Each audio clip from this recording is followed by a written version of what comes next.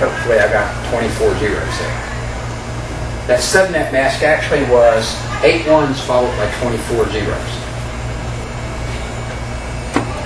So that told us when we looked at using this subnet mask and we were looking at an address, we knew that the first octet was the network address.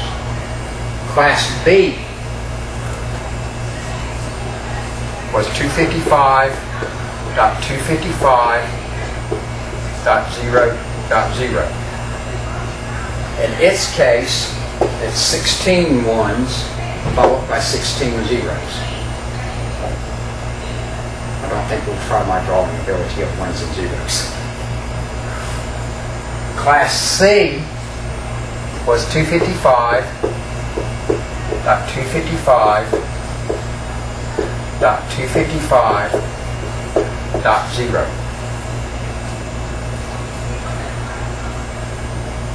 Now, what's the subnet mask going to be used for?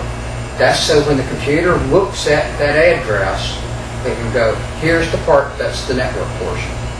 But what's sending it across the networks, until it gets to the right network, all it's concerned about is that network portion.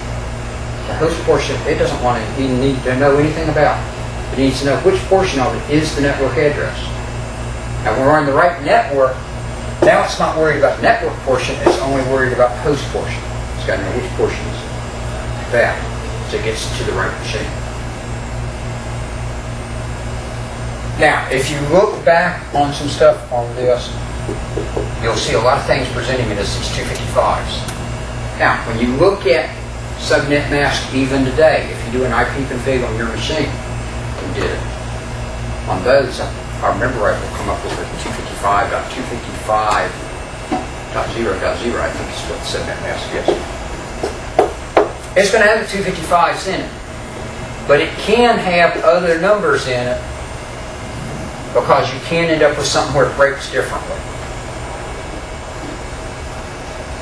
Don't think that's just 255s right here, although you're going to see a lot of 255s in there.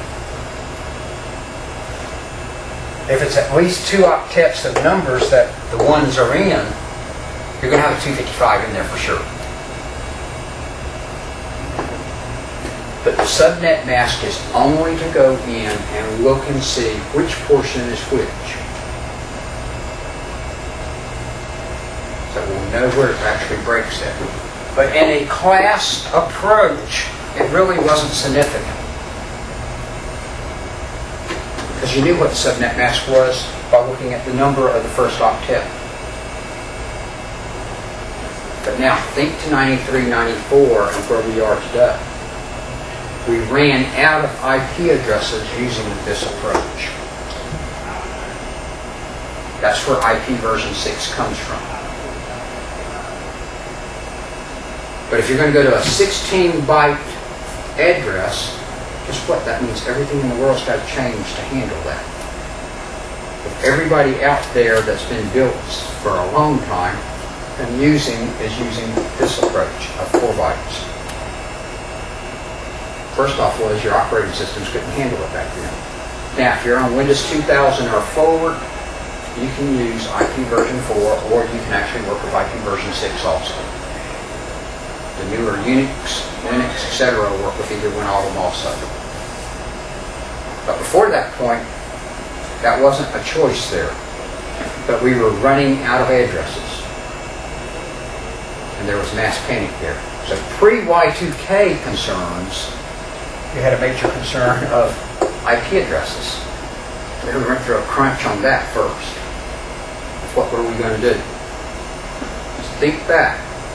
93, pre-94, nobody had visions of everybody in the U.S. having a computer in their house connected to the internet. Nobody had visions. If they had a vision of it, it was a vision and it wasn't a realistic thing that they were thinking. That all the computers in the school were going to be on the internet. Or that you were going to have a cell phone with an IP address on it also. So that you could check your email or go out and check your stock quotes. Okay? that system work